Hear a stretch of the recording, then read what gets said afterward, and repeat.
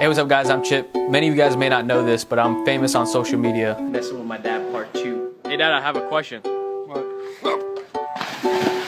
My buddy and I, we stumbled across an app called Vine, and we started getting very famous very quickly. When I started getting famous, I had the opportunity to fly out to LA, was making great money, and had VIP access to the most prestigious clubs.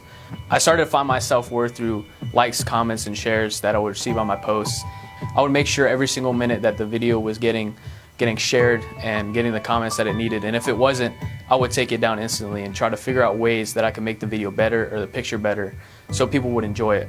I would receive hate comments that told me to kill myself, that I was fat, and that words that you couldn't even imagine that hurt deeply. I started to find my identity through the comments I was receiving. I stopped making videos for over a year and finally met a group of people who didn't know me from the guy online but as Chip.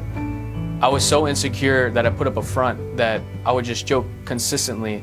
The only way I knew how to act was being fake. When I made the decision to follow Jesus, I started to find my self-worth, I started to find my identity, and the first video I posted after that year was my baptism video. I knew I would receive hate comments, but it was to the point where I started to question my faith. I actually lost the passion to share the newness I felt. I was so discouraged by what everybody was calling me in the comments. The one thing every one of us wants is people who are real. But how can we find those people when we aren't? Once I found my identity in Christ, I realized what He labeled me as, and that's something that doesn't need a filter.